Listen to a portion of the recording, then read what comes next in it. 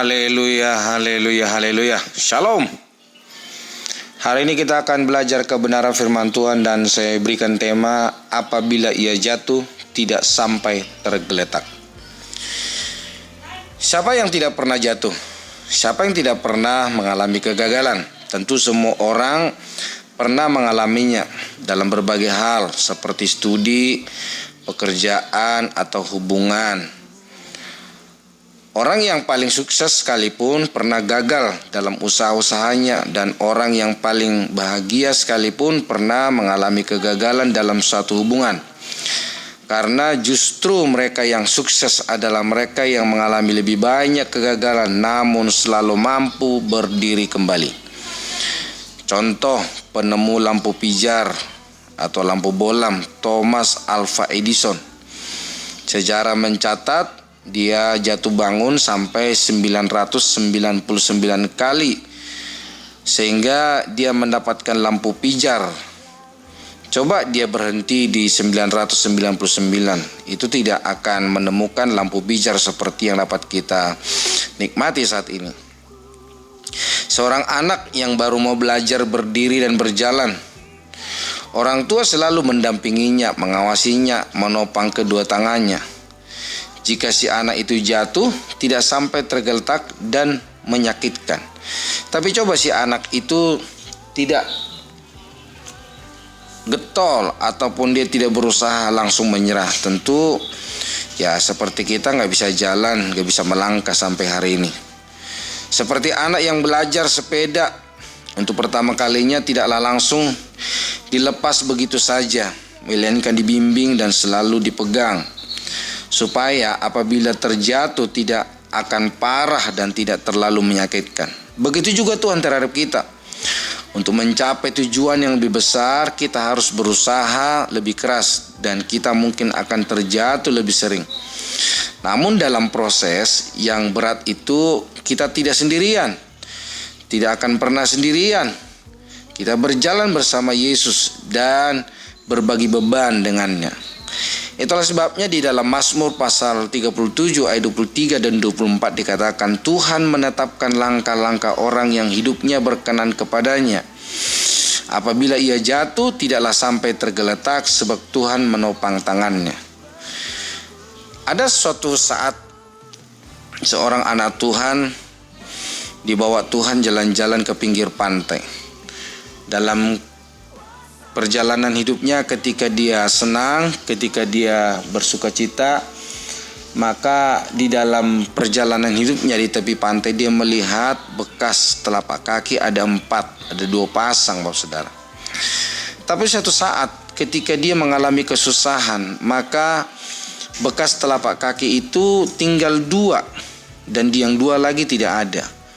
Maka si anak Tuhan ini protes, Tuhan, di manakah engkau ketika aku mengalami kesusahan? Mengapa engkau hanya bersama denganku ketika aku dalam sukacita, dalam keberkatan, tetapi dalam kesusahan masa engkau tidak ada bersamaku? Tuhan berkata begini, di dalam suka atau duka aku tetap bersama dengan engkau. Sebetulnya telapak kaki yang kau lihat itu bukanlah telapak kakimu, melainkan telapak kakiku. Maka si anak Tuhan itu protes, loh kok bisa Tuhan kau bilang itu telapak kakimu? Terus telapak kaki ada di mana? Tuhan berkata kepada dia, yang kau lihat itu adalah telapak kakiku dan engkau ada dalam gendonganku.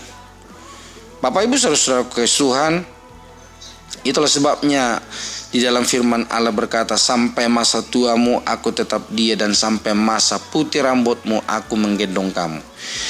Jadi bukan hanya di dalam suka Tuhan bersama dengan kita, di dalam duka pun dia ada bersama dengan kita. Bahkan dia menggendong kita sampai firman Allah berkata, sampai putih rambut kita, sampai masa tua kita, Tuhan tetap ada bersama-sama dengan kita. Jadi setelah jadi orang percaya lahir baru, bukan berarti Anda sudah menjadi pribadi sempurna, strong, kuat, perkasa secara rohani, tahan banting dan mampu bertahan melawan kuasa gelap sehingga tidak terkalahkan. Justru menjadi orang percaya lahir baru, maka orang tersebut memiliki misi baru, yaitu bertumbuh untuk memiliki karakter ilahi, memiliki nilai-nilai kerajaan sorga.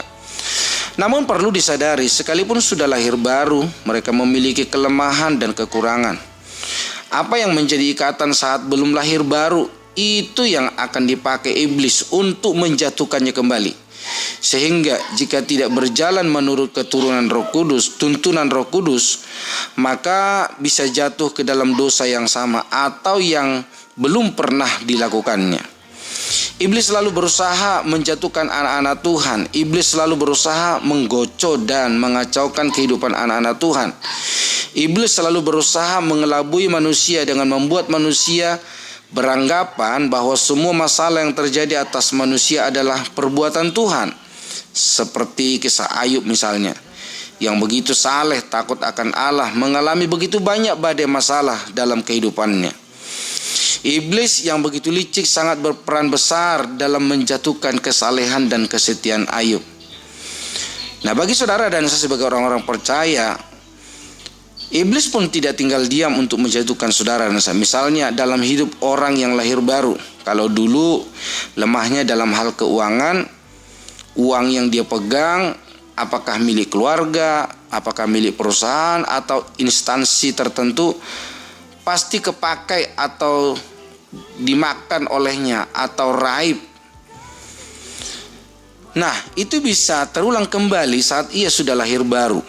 Jadi kehidupan yang lama itu bisa dipakai oleh kuasa gelap untuk menjatuhkan kita. Misalnya dulu dia penjudi, setelah dia lahir baru, iblis akan menggoda dia ketika dia lahir baru untuk berjudi kembali.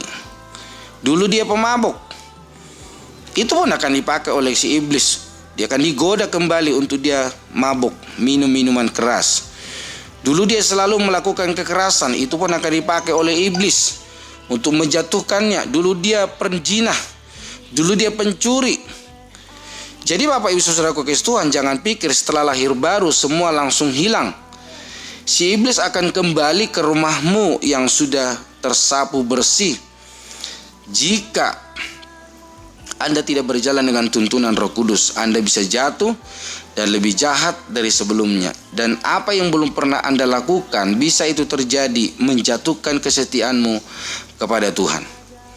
Itulah sebabnya di dalam Injil Lukas pasal 11 ayat 24 sampai 26 berkata, apabila roh jahat keluar dari manusia, ia pun mengembara ke tempat-tempat yang tandus mencari perhentian. Dan karena ia tidak mendapatkannya, ia berkata, aku akan kembali ke rumah yang telah kutinggalkan itu. Maka pergilah ia dan mendapati rumah itu bersih, tersapu dan rapi teratur.